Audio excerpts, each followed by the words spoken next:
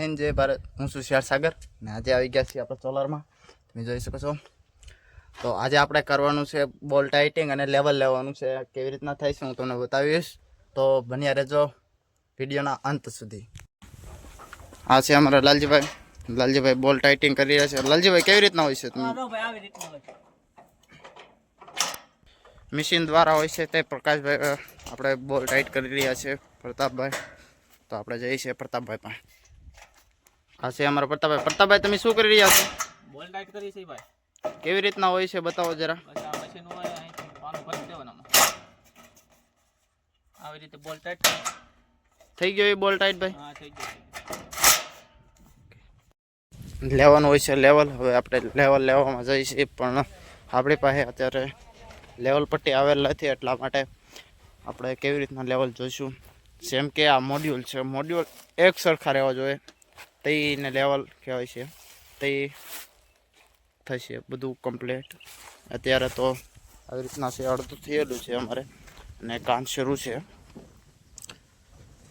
આ તમે જોઈ શકો છો બધું પ્લાન્ટ. આ બધું કરવાનું છે. જે ઓલી સાઈડ છે આપણે અહીં તો કામ 1 મેગાવોટનું છે ને આપણે જ્યાં બેલમપર હતા ત્યાં તો તમને ખબર છે 4 મેગાવોટ આજુબાજુનું હતું. અહીંયા ઓછું કામ છે, તો અહીંયા 2 થી 3 દિવસમાં આપણે કમ્પ્લીટ કરી અને બીજી સાઈડ ઉપર જવાનું છે. બીજી સાઈડ ઉપર જવાનું છે મતલબ આપણે બિલ્લામાં પણ આવેલું છે અને હજી બેલમપરમાં પણ આવેલું છે. તો આપણે બેલમપરમાં પછી પાછું જવાનું છે અને ના બોલ ટાઇટિંગ કરવાના છે અને લેવલ લેવાનું છે. હજી એની વાર છે થોડી.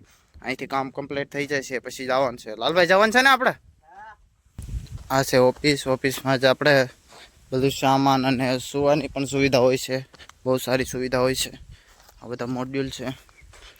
આ તો આપણે જોયેલું જ છે, એક વિડીયોમાં બતાવેલું છે મેં, અને ન બતાવ્યું હોય તો હવે જોઈ લેજો. અહીં તો આપણે છત ગુજરાતીમાં અહીંયા આપણે ટીછી કહીએ છીએ.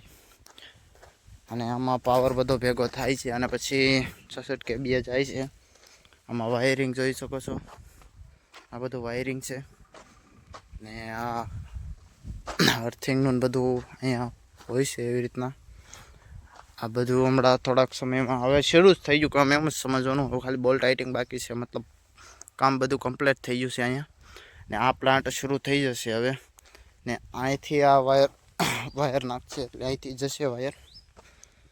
હવે અહીંથી જશે 66 kVA. એની રીતના હવે વ્યવસ્થા કરેલી છે એ બધી પાવરની, મતલબમાં હવે 66 kVA જશે પાવર. તમને અગાઉના વિડીયોમાં મેં કન્વર્ટર વિશે માહિતી આપી દીધેલી છે. ને આ કન્વર્ટરનો આ બધી ડીશનો પાવર, આ એક ડીશ 500 વોલ્ટની આવે છે. એવી એક ગાળામાં એક સ્ટેબલમાં લાગે છે આપણે 56 મોડ્યુલ લાગે છે, એટલે મતલબ કે ડીશ લાગે છે. ને એનો પાવર બધાનો કંજૂસને ભેગો થઈને આમાં આવે છે. આમાંથી નીચે બહુ વાયરિંગ બહુ ઝાઝું હોય છે, આપણને એમાં બહુ માહિતી નથી હજી. આવી રીતના કરે છે બધું વાયરિંગ. ને આની વાયરિંગની માહિતી મેં તમને આપી દીધી છે. અને હવે આ 56 મોડ્યુલ હોય એનો અર્થિંગ ને બધું હોય છે. આમાં જોઈ શકો છો બહુ મોટા હોય છે. 10 થી 12 ફૂટના હોય છે. મગર એને અંદર નાખેલા હોય છે, અંદર જમીનની અંદર નાખેલા હોય છે. આથી બધી બોલ ટાઇટિંગની માહિતી ને હજી લેવલ લેવાનું બાકી છે, એટલે લેવલ લેવાનું આવશે એનો અલગથી વિડીયો નાખ્યો યુટ્યુબમાં. અત્યારે મેં તમને ઇન્વર્ટરની માહિતી થોડી આપી છે અને બોલ ટાઇટિંગની માહિતી આપી છે અને ટીસી વચ્ચે થોડી માહિતી આપી છે. અને આવા વિડીયો જોવા માટે આપણી ચેનલને સબસ્ક્રાઈબ કરો અને મને થોડો સપોર્ટ કરો. જય હિન્દ, જય ભારત. હવે મળશું નેક્સ્ટ વિડીયોમાં.